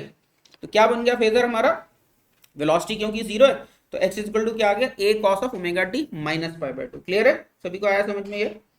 या फिर हम इसको चाहें तो ए साइन ओमेगा टी भी लिख सकते हैं, cos of theta minus pi by to, तुम्हें पता फोर्थ क्वाड्रेंट में साइन कॉस पॉजिटिव हो जाता है, ठीक है। तो अक्सर साइन ही यूज करेंगे, मतलब इस मीन पोजीशन में अक्सर साइन फंक्शन यूज करना अच्छा रहता है, ठीक है। तो मीन पोजीशन से पॉजिटिव की तरफ जा रहा है तो ए साइन ओमेगा टी। इसी तरह से अगर मीन पोजीशन से छोड़ा हमने, मीन पोजीशन से कुछ ऑब्वियसली कुछ वेलोसिटी देनी पड़ेगी मीन पोजीशन पे, ऐसे छोड़ोगे तो वहीं के वहीं रुका ही रहेगा मीन पोजीशन पे, ठीक है नहीं। तो अब पॉजिटिव नेगेटिव वेलोसिटी दिया है तो हमको पता है फेजर जो है ऐसे ऐसे करके इस तरह का फेजर होना चाहिए, तो धीमे धीमे, ठीक है, वर्टिकल फेजर तो होना ही चाहिए, और वेलोसिटी मेरी नेगेटिव है यानी कि धीमे धीमे पोजीशन मेरी नेगेटिव की तरफ बढ़नी चाहिए, तो ऐसा ही होना चाहिए फेजर, राइट। तो ये क्या हो गया, देखो दिख रहा है इस फेजर का एंगल कितना हुआ, पाई बाय टू एंगल हुआ हॉरिजॉन्टल से। तो क्या बन जाएगा हमारा function, A cos of omega T plus pi by to, right. और इसको cos of omega T plus pi by to को हम चाहें तो माइनस ए साइन ओमेगा टी भी लिख सकते हैं। तो ये चार फेजर पोजीशंस जो हैं स्टैंडर्ड पोजीशंस, इसमें से जब भी छोड़ेंगे तो never try to find out A and phi, मतलब sorry T equal to zero के इनिशियल वेलोसिटी इनिशियल पोजीशन वाला डाल के पूरा पूरा सॉल्व करने की जरूरत नहीं है, जस्ट डायरेक्ट विजुअलाइजेशन होना चाहिए कि क्या फेजर पोजीशन से हमने इसको छोड़ा है।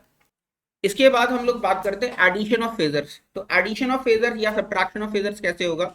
और पहली बात तो एडिशन ऑफ फेजर्स की हमें जरूरत पड़ेगी ही क्यों, तो क्या है देखो, एडिशन ऑफ फेजर्स हम देखेंगे कि जैसे एक हाइपोथेटिकल प्रॉब्लम बना लेता हूँ, या हाइपोथेटिकल क्या सच में भी हो सकता है। मान लो एक टेबल ऑसिलेट कर रहा है ए साइन ओमेगा टी से, ठीक है, और टेबल के ऊपर एक और ब्लॉक रखा है वो b sine omega T plus five से ऑसिलेट कर रहा है।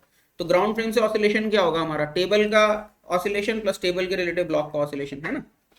तो इसका मतलब क्या, मुझे दो फेजर्स को ऐड करना पड़ेगा। अगर ये A one sine omega T से चल रहा है या A cos omega T plus five से चल रहा है, दूसरा B cos omega T plus five two से चल रहा है, तो इन दोनों को हमें ऐड करना पड़ेगा। तो फेजर नेट समझ में आ रही बात की नहीं, ये उसी तरह की बात है ना। बोट की वेलोसिटी रिलेटिव टू ग्राउंड क्या होती है, रिवर की वेलोसिटी प्लस बोट के रिवर के रिलेटिव वेलोसिटी, उसी तरह की बात है।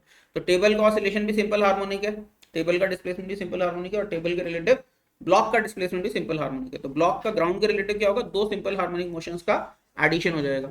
तो अब ये एडिशन कैसे निकलेगा, तो जैसे क्योंकि एसएचएम है क्या, एक रोटेटिंग वेक्टर की शैडो ही तो है ना। तो इसकी पोजीशन इस रोटेटिंग वेक्टर की शैडो है, और दूसरे की जो पोजीशन है वो इस रोटेटिंग वेक्टर की शैडो है, और मुझे इन दोनों की शैडोज ऐड करनी है। तो मुझे पता है वेक्टर्स जब ऐड करते हैं तो उनके एक्स कॉम्पोनेंट अपने आप ऐड हो जाते हैं, इज इट नॉट। तो इसलिए फेजर्स को भी बिल्कुल वेक्टर्स की तरह ऐड कर सकते हैं। तो क्या होता है वेक्टर एडिशन, तो मान लो मेरे पास दो फेजर्स हैं, एक है मेरे पास लेट अस से ये है A one cos of omega T plus five one, ये एक्स वन है मेरा, ठीक है। और दूसरा फेजर है मेरे पास X two equal to A two cos of omega T plus five two. तो पहला फेजर यहाँ से फाइव वन एंगल पे होगा, दूसरा फेजर मेरा फाइव टू एंगल पे होगा, और ये दोनों फेजर्स अपना कांस्टेंट एंगल बनाते हुए घूम रहे होंगे, इज इट नॉट। तो इनका रिजल्टेंट क्या हो जाएगा, इनका रिजल्टेंट पैरेललोग्राम ऑफ एडिशन से ये मेरा रिजल्टेंट आ जाएगा, इज इट नॉट? तो रिजल्टेंट की लेंथ कितनी हो जाएगी हमारी, that will be a1 square plus a2 square plus 2a1 a2 cos delta phi, where delta phi is equal to phi 2 minus phi 1 का मॉड। समझ में आ रही है बात की नहीं? ऐसे ही तो वेक्टर्स को ऐड करते थे कि नहीं, a square plus b square plus 2ab cos theta where theta was the angle between the vectors. तो उसी तरह से यहाँ पे फेजर्स को भी ऐड कर सकते हैं। बात समझ आएगी नहीं? और ये जो रिजल्टेंट है इसका इनिशियल एंगल क्या हो जाएगा, ये मेरा एंगल है इनिशियल, ठीक है। तो यहाँ पे दिख रहा है इसका इनिशियल एंगल क्या हो जाएगा, इसका इनिशियल एंगल का देखो हॉरिजॉन्टल में a1 cos phi 1 plus a2 cos phi 2, ये इस ट्रायंगल की हॉरिजॉन्टल प्रोजेक्शन होगी, और ये क्या होगा a1 sin phi 1 plus a2 sin phi 2, right. तो इसका मतलब tan ऑफ ये फाई क्या हो जाएगा, इस एंगल को बोल दिया रिजल्टेंट का जो एंगल बन रहा है, तो tan फाई को क्या लिख सकते हैं, a1 sin phi 1 plus a2 sin phi 2 upon a1 cos phi 1 plus a2 cos phi 2। तो इसका यूज करके मुझे रिजल्टेंट का एंगल भी पता चल गया, एम्पलीट्यूड पता है और एंगल पता है, तो पूरा फेजर पता चल गया मुझे, है ना। तो क्या हो जाएगा मेरा, अब resultant will be simply a cos of omega t plus phi where a is given by this and tan phi is given by this। तो पता चल गया ना रिजल्टेंट, समझ में आई बात की नहीं, ठीक है, ओके। तो सिमिलरली अगर फेजर्स मेरे साइंस में होते हैं, अच्छा ये बात थोड़ा ध्यान से समझने वाली है कि अगर मान लो ये दोनों कोसाइन में दिए हुए हैं यहाँ तो फेजर्स, ठीक है, कोसाइन में दिए हुए फेजर, अगर मान लो साइन में दिए होते दोनों, ये भी साइन में होता ये भी साइन में होता, तो भी हम ऐड ऐसे ही कर सकते हैं, लेकिन फाइनल रिजल्ट को भी हमें साइन में रिपोर्ट करना होगा, यानी कोसाइन में नहीं रिपोर्ट करेंगे साथ, यानी इसको भी डायग्राम बिल्कुल ऐसे ही बना लो, कोई फर्क नहीं पड़ता, क्योंकि एक्चुअली अगर साइन को कॉस में कन्वर्ट करोगे तो दोनों फेजर्स को तुम 90 डिग्री घुमाओगे, फर्क नहीं पड़ता। उसके बाद फिर कॉस में आएगा 90 डिग्री घुमा हुआ, उसको साइन में करोगे तो फिर 90 डिग्री उल्टा घुमाओगे।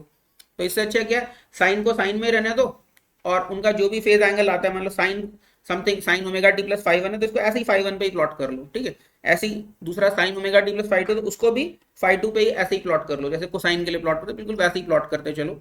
रिजल्टेंट वैसे ही निकालो, ए और फाइव वैसे ही निकालो, बस फाइनल आंसर जो है वो भी साइन में रिपोर्ट करोगे तो कोई गलती नहीं होगी, समझ गए कि नहीं। तो यही लिखा है क्या, similarly the phasors were in sines, the final phasor will also be reported in sines। for example x1 अगर a sin omega t plus phi 1 होता, x2 a2 sin omega t plus phi 2 होता, तो x को क्या report करते, a sin omega t plus phi, और a और phi की वैल्यू एग्जैक्टली यही वाली हम रिपोर्ट करते जो a और phi cos के लिए जिस तरह से हमने रिपोर्ट किया, समझ गए कि नहीं।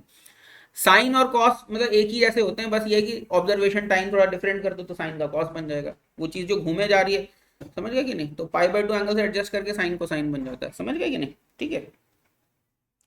हाँ, लेकिन अगर एक साइन में एक कोसाइन में है तो सीधे सीधे ऐड नहीं कर सकते, या तो दोनों को कॉस में कन्वर्ट कर लो या दोनों को साइन में कन्वर्ट कर लो। दोनों को कॉस में कन्वर्ट किया तो फाइनल आंसर भी कॉस में रिपोर्ट करेंगे, दोनों को साइन में कन्वर्ट किया तो फाइनल आंसर भी हम साइन में कन्वर्ट करेंगे, ठीक है।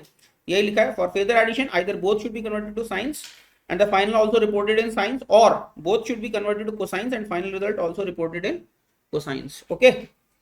अब जैसे ये एग्जांपल है हमारे पास, क्या है, पहला है हमारे पास फेजर 3 sin ओमेगा टी और दूसरा है मेरा 4 cos ओमेगा टी। तो इसको सीधे सीधे मत ऐड कर सकते, नहीं ऐड कर सकते, एक cos में एक sin में, तो हम क्या करेंगे, इसको भी cos में कन्वर्ट कर लेते हैं, ठीक है। तो ये क्या हो जाएगा, 3 sin ऑफ ओमेगा टी को हम लिख सकते हैं 3 cos of omega T minus pi by 2, ठीक है। अब हम इनको फेजर्स को ऐड कर सकते हैं। तो ये वाला फेजर क्या है, इसका लेंथ तो है 4 और एंगल है 0, तो 4 यूनिट और 0 डिग्री एंगल पे हमने प्लॉट कर लिया ये वाला फेजर, ठीक है। दूसरे वाला फेजर जो हमारा, इसका लेंथ है 3 और एंगल है माइनस पाई बाय 2, तो 3 यूनिट्स माइनस पाई बाय 2 पे प्लॉट कर लिया। अब इनको वेक्टर्स की तरह ऐड करेंगे तो क्या आ जाएगा, 5 यूनिट्स पे आएगा ये, और माइनस 37 डिग्री एंगल आएगा, ठीक है, समझ गए कि नहीं। तो फेज एंगल कितना हो गया, माइनस 37, और एम्पलीट्यूड कितना हो गया 5, तो रिजल्टेंट क्या हो जाएगा, A cos of omega T minus 37 degree, समझ गए कि नहीं। क्योंकि सब कुछ कॉस में कन्वर्टेड है, इसलिए फाइनल आंसर भी हम कॉस में ही देंगे, ठीक है। तो क्या आ गया answer, A cos omega T minus 37 degree लिखना था, ये गलती से क्या लिख दिया मैंने, 2 पाई बाय 3 कैसे लिख दिया, सॉरी, अच्छा दूसरा एग्जांपल है, सॉरी, यहाँ पे सही लिखा हुआ 5 cos of omega T minus 37 degree. Clear हो ये सभी को, absolutely clear, okay. Word of question, तो मेरा जो टेक्निक है उसमें मैं हमेशा एक्स एक्सिस पे लेता हूँ प्रोजेक्शन, ठीक है, इसीलिए मेरा फॉर्म क्या रहता है, ए कॉस ओमेगा टी प्लस 5, ठीक है। और ये जो नोटेशन है this is consistent with alternating current notation, क्योंकि 12th क्लास में जब ऑल्टरनेटिंग करंट पढ़ोगे तो वहां पे करंट्स और वोल्टेज फेजर्स होंगे, और उधर हमेशा ही तुम हॉरिजॉन्टल एक्सिस पे प्रोजेक्शन लोगे, ठीक है नहीं। तो लेकिन क्या है, जैसे एच.सी. वर्मा सर जो है एसएचएम के चैप्टर में वर्टिकल एक्सिस पे प्रोजेक्शन लेते हैं, तो वो हमेशा साइन ओमेगा टी प्लस 5 करके लिखते हैं। तो अभी क्या है, एक एम्बिग्यूटी आ सकती है, जैसे क्वेश्चन में पूछा है कि phase of SHM is 30 degree, तो तुम लोग हो सकता है सोचने लगो कि it means A cos omega T plus 30 degree. तो I have seen some questions जहाँ पे स्पेसिफाई नहीं करते कि फेज के साथ में ये साइन फंक्शन के साथ है या कोसाइन फंक्शन के साथ है, जिस तरह के क्वेश्चंस मतलब चल रहे हैं मार्केट में। तो उसमें ध्यान क्या रखना है हमको, हमको ध्यान रखना है कि जब भी खाली फेज बोला हुआ है तो generally it's consistent with H C Verma sir's notation. तो उसका मतलब होता है sine omega T plus 30 degree. खाली फेज लिखा 30 डिग्री, इसका मतलब है साइन ओमेगा टी प्लस 30 लेना है। तो accordingly you can always make a cosine function, समझ गए कि नहीं? उसमें पाई बाई 2 एंगल एडजस्ट करके you can always convert that to cosine function. समझ में आई बात की नहीं? तो फेज बाय डिफॉल्ट एसएचएम के चैप्टर में जब लोगे तो फेज साइन फंक्शन मान के लोगे, और ऑल्टरनेटिंग करंट के चैप्टर में लोगे तो फिर कोसाइन फंक्शन मान के ही लोगे। ऑल्टरनेटिंग करंट में क्या होता है एक्चुअली, पता नहीं तुम लोगों ने कॉम्प्लेक्स नंबर पढ़ा है क्या? तुम लोगों ने नहीं पढ़ा? थोड़ा बहुत पढ़ा है। ये मालूम है कि E to the power iota theta is cos theta plus I sine theta, पढ़ा है कि नहीं? तो एक्चुअली क्या है, इसी को ऑल्टरनेटिंग करंट जब पढ़ोगे तो इस फेजर को हम रोटेटिंग कॉम्प्लेक्स नंबर का हॉरिजॉन्टल प्रोजेक्शन भी बोल सकते हैं, real part of rotating complex number बोल सकते हैं। सोचो अगर मैं करूं A E to the power iota omega T plus 5 करूं, A E to the power iota omega T plus 5 करूं, तो वो क्या हो जाएगा, cos of A cos omega T plus 5 plus iota times A sine omega T plus 5। समझ में आई बात की नहीं? तो कन्वीनियंट रहता है कॉम्प्लेक्स नंबर में, तो हमें पता है कॉस पार्ट ही रियल होगा, या तो सब जगह कॉम्प्लेक्स पार्ट कहना शुरू कर दे तो वो थोड़ा फील अच्छा नहीं आता है आयोटा वाला पार्ट बोल। तो हम क्या बोल सकते हैं, कोई भी जो एसएचएम है वो क्या है, it is real part of a rotating complex number, ठीक है नहीं? तो उसके बाद फिर बहुत सारी कैलकुलेशन आसान हो जाती है। तुम्हें पता है एक्सपोनेंशियल फंक्शन की क्या एडवांटेज है, उसका डिफरेंशिएशन आसान है। E to the power J omega T, तुम्हें पता है E to the power X को डिफरेंशिएट करो तो E to the power X type का ही आ जाता है। तो उसका डिफरेंशिएशन आसान है, उसका इंटीग्रेशन आसान है। तो इट टर्न्स आउट कि जैसे तुम्हारे पास कोई सेकंड ऑर्डर डिफरेंशियल इक्वेशन बन रही है ना, d square x by D T square plus something into d x by D t plus something into x is equal to something. तो ये पूरा का पूरा अगर इस तरह का सोल्यूशन एज्यूम करते हो E to the power J omega T plus 5, तो उसमें लॉट लॉट के E to the power J omega T plus 5 आएगा। फर्स्ट डेरिवेटिव भी some constant into E to the power J omega T plus 5, second में भी some constant into E to the power J omega T plus 5, ये ऐसे करके आते रहेगा। तो पूरी डिफरेंशियल इक्वेशन तुम देखोगे तो वो कन्वर्ट हो जाएगी तुम्हारी अलजेब्रिक इक्वेशन में। फॉर एग्जांपल मतलब जैसे अभी आई थिंक थोड़ा ओवरकिल हो जा रहा है लेकिन कोई बात नहीं, बोलता हूँ। मान लो D square x by D T square equal to minus omega square X दिया, ठीक है? इसमें तुम मानते हो X is equal to E to the power J omega T plus 5। तो ये दिख रहा है, इसका डेरिवेटिव लोगे तो सेकंड डेरिवेटिव में एक E to the power J omega T plus 5 side में निकला ही रहेगा, और राइट साइड में भी E to the power J omega T plus 5 निकला रहेगा। वो दोनों तरफ कैंसिल हो जाएगा and this differential equation will get converted to an algebraic equation. समझ में आई बात की नहीं? ठीक है कि नहीं? फॉर दैट मैटर इसके अंदर मान लो D square x by D T square में मान लो एक और चीज जुड़ जाती plus D x by D T भी होता, तो भी दिख रहा है इसके अंदर भी E to the power J omega T plus 5 निकल गया था, इसमें भी E to the power J omega T plus 5 निकल गया था, आरएचएस में भी E to the power J omega T plus 5 रहता। तो फिर क्या बन जाता है, ये तुम्हारे पास एक अलजेब्रिक इक्वेशन में कन्वर्ट हो जाती है। तो that's the beauty of using complex numbers. But अभी मैं बहुत ज्यादा ड्वेल नहीं करूंगा क्योंकि कॉम्प्लेक्स नंबर्स मेरे ख्याल से 12th क्लास में ज्यादा एक्सप्लोर करोगे तुम लोग, जो प्रॉपर ढंग से पढ़ोगे उसको, ठीक है? तो ये बात समझ में आई कि नहीं? तो अभी एक क्वेश्चन, हाँ ये वाला क्वेश्चन तो हम लोगों ने कर लिया था। अभी एक एग्जांपल और देखते हैं हम लोग फेजर एडिशन का। तो मेरे पास क्या है, तीन फेजर्स हैं, x1 equal to a cos omega t, x2 है a cos omega T plus 2 pi by 3, और है x3 equal to a cos omega T minus 2 pi by 3। तो यहाँ पे देखो ये बड़ा बढ़िया फेजर डायग्राम बन रहा है, अगर ध्यान से देखो तो ये 120 डिग्री आगे है इसका फेज हॉरिजॉन्टल से, है ना, और इसका फेज 120 डिग्री पीछे है। तो दिख रहा है तीन वेक्टर्स को ऐड करोगे तो क्या रिजल्टेंट होगा, दिख रहा है सिमेट्री से जीरो होने वाला है, ठीक है? तो ठीक है, तो इसको फेजर डायग्राम से इमीडिएटली दिख गया कि ये this will go to zero. Of course trigonometry से भी दिख जाएगा, इन दोनों को आपस में ऐड करोगे फिर इसके साथ कैंसिल करोगे। बट क्यों करना है cos A plus cos B क्यों लगाना है, मेरे को तो मजा नहीं आता कॉस ए कॉस बी में बिल्कुल भी, ठीक है? समझ गए कि नहीं? तो जब ज्योमेट्री है तो वहां पे ट्रिग्नोमेट्री लगाने की जरूरत नहीं है, ठीक है? समझ में आई बात की नहीं? तो फेजर से अक्सर ज्योमेट्री प्रॉब्लम में कन्वर्ट हो जाते हैं questions and it becomes very very simple, ठीक है? अच्छा, इसके बाद हम लोग बात करते हैं कि वेलोसिटी हमारी कैसे वेरी करती है एसएचएम में, पोजीशन के साथ वेलोसिटी का क्या रिलेशन है वो हम लोग देखते हैं, ठीक है? तो मान लो मेरे पास पोजीशन का वेरिएशन इस फॉर्म का दे रखा है, x minus x naught equal to a cos of omega T plus 5 मान लो दिया हुआ, ठीक है? And this is also general, ये मत सोचना कि साइन वाले के लिए कुछ अलग आ जाएगा क्योंकि 5 तो एनीवे आर्बिट्री ना, तो sine function cos function are same, just arbitrary constant का फर्क है, ठीक है? तो X minus x naught is A cos omega T plus 5, तो वेलोसिटी क्या हो जाएगी, माइनस ए omega sine omega T plus 5, right? अब मेरे को पता है कि sine square omega T plus 5 plus cos square omega T plus 5 की वैल्यू क्या होती है 1। तो इसका यूज करके मैंने क्या लिखा, X minus x naught by A का square plus V upon A omega का स्क्वायर इज इक्वल टू 1, ठीक है? अब क्या कर सकते हैं, बस इसको v के लिए हम सॉल्व कर लें, और मैं स्पीड में इंटरेस्टेड हूं इसलिए प्लस माइनस नहीं लिख रहा।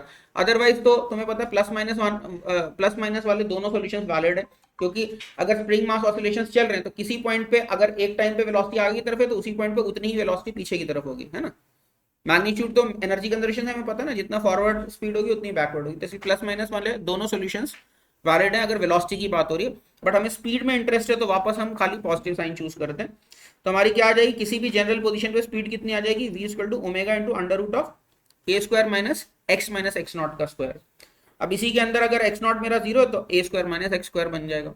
और इससे भी समझ में आ रहा है कि मीन पोजीशन पे क्या होगा, मीन पोजीशन पे मैक्सिमम स्पीड कितनी आ जाएगी, ए ओमेगा के बराबर। ठीक है, समझ में आया कि नहीं।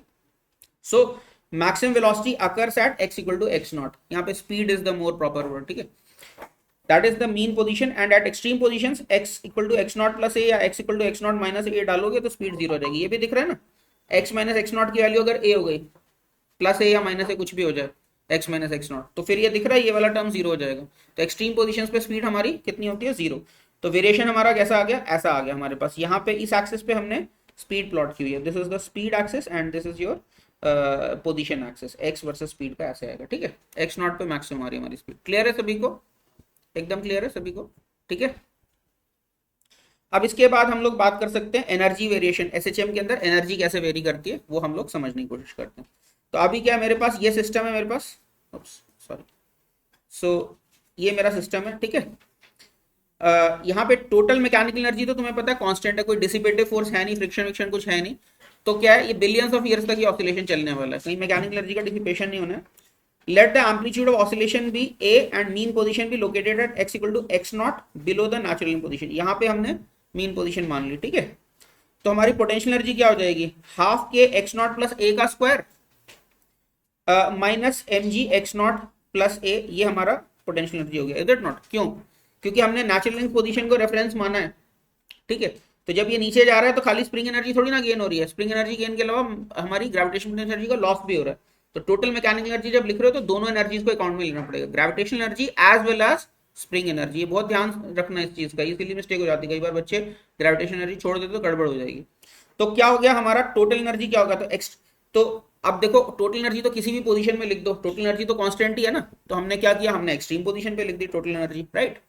और क्योंकि टोटल एनर्जी जो है हमारी एक्सट्रीम पोजीशन पे ये आ रही है और काइनेटिक एनर्जी जीरो, तो यही मेरी पोटेंशियल एनर्जी भी है। आई बात समझेंगे नहीं, इसीलिए इसको यू भी लिखा और इसको ई भी लिखा। ई टोटल एनर्जी के लिए, यू पोटेंशियल एनर्जी के लिए, और एक्सट्रीम पे सारी की सारी एनर्जी पोटेंशियल एनर्जी के फॉर्म में। तो ये समझ में आई बात की नहीं। अच्छा, काइनेटिक एनर्जी एक जनरल पोजीशन पे क्या होगा, हाफ एम वी स्क्वायर। ठीक है, तो हाफ एम वी स्क्वायर को अभी वी निकाला था, तो ये हमारी काइनेटिक एनर्जी आ गई जनरल पोजीशन पे। अब इसमें क्या कर सकते हो, इसमें इसको एक्सपैंड करोगे तो ये आ जाएगा हमारा half m omega square a square minus x naught का स्क्वायर। ठीक है, और पोटेंशियल एनर्जी क्या है मेरी, वो है मेरा क्या कहते हैं, अच्छा ये दिख रहा है तुम लोगों को कि ये पैराबोलिक फंक्शन है, दिख रहा है। काइनेटिक एनर्जी का फंक्शन जो है इन्वर्टेड पैराबोला दिख रहा है ना, क्वाड्रेटिक है। और ये मैक्सिमम यहाँ पे दिख रहा है, x equal to x naught पे इसका मैक्सिमम आएगा, और हमारा ये पैराबोला इन्वर्टेड पैराबोला बन रहा है। समझ में आई बात की नहीं। ठीक है, तो this is an inverted parabola with vertex at x equal to x naught. और पोटेंशियल एनर्जी क्या है, E minus total energy minus kinetic energy, और E कांस्टेंट है इसलिए पोटेंशियल एनर्जी क्या हो जाएगा, अपवर्ड पैराबोला। एक डाउनवर्ड पैराबोला है, दूसरा अपवर्ड पैराबोला होने से तभी तो दोनों का सम कांस्टेंट आएगा। एक्स स्क्वायर वाले टर्म्स खत्म होंगे, है ना, एक्स वाले टर्म्स खत्म होंगे, तभी जाके हमारा टोटल सम कांस्टेंट आएगा। तो हमारा ग्राफ कैसा आ जाएगा, ये मेरा टोटल एनर्जी का ग्राफ है। ठीक है, और ये मेरा काइनेटिक एनर्जी का ग्राफ है, और ये मेरा पोटेंशियल एनर्जी का ग्राफ है। काइनेटिक एनर्जी एक्सट्रीम पोजीशंस पे जीरो दिख रही है। ठीक है, और समझ गए कि नहीं, यहाँ पे ये जो पोटेंशियल एनर्जी है यही हमारी टोटल एनर्जी है। और मैक्सिमम काइनेटिक एनर्जी क्या होगी, तुम्हें पता है मैक्सिमम स्पीड कितनी होती है, ए ओमेगा। क्या आता है हमेशा, A omega into something sine cos, तो उसका मैक्सिमम वैल्यू तो ए ओमेगा। तो ये मेरी मैक्सिमम काइनेटिक एनर्जी क्या होगी, half m a square omega square. ठीक है, ओके, ठीक है। तो very often for the sake of convenience potential energy is taken zero at the mean position. तो कई बार क्या मीन पोजीशन पे जीरो पोटेंशियल, तुम्हें पता है पोटेंशियल एनर्जी तो रेफरेंस पे डिपेंड करता है ना।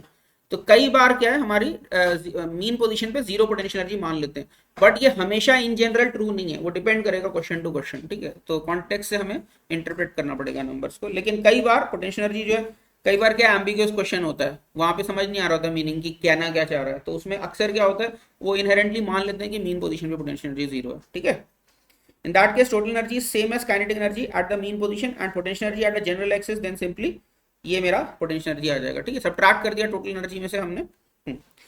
ठीक है, और ओमेगा की वैल्यू रूट के बाई एम है, तो पोटेंशियल एनर्जी क्या हो जाएगी, हाफ के x minus x not square. ठीक है, और फिर किसी भी जनरल पोजीशन पे हमारा टोटल पोटेंशियल एनर्जी क्या हो जाएगा, हाफ के एक्स स्क्वायर हो जाएगा। अगर मीन पोजीशन पे हमने जीरो पोटेंशियल एनर्जी मानी है तो टोटल एनर्जी किसी जनरल पोजीशन पे क्या हो जाएगी, हाफ के एक्स स्क्वायर। ये डायरेक्टली लिख सकते हैं। स्प्रिंग मास सिस्टम में अगर मीन पोजीशन पे जीरो माना तो तुम लोग सोच रहे हो कि हाफ के एक्स स्क्वायर तो स्प्रिंग के लिए लिखते थे, और मीन पोजीशन से अगर एक्स डिस्टेंस दूरी है तो स्प्रिंग एनर्जी ही हाफ के एक्स स्क्वायर नहीं होगी। तो एक्चुअली टर्न्स आउट कैलकुलेट करोगे तो स्प्रिंग एनर्जी और ग्रेविटेशन एनर्जी का सम मिला के हाफ के एक्स स्क्वायर हो जाता है उस केस में। समझ गए कि नहीं? इवन दो स्प्रिंग एनर्जी कुछ टोटल एक्सटेंशन से करोगे तो कुछ ज्यादा आएगी। ठीक है, लेकिन टोटल एनर्जी अगर मीन पोजीशन पे तुमने पोटेंशियल एनर्जी जीरो मानी है तो टोटल एनर्जी हमारी हाफ के एक्स स्क्वायर ही हो जाती है। ठीक है, ओके।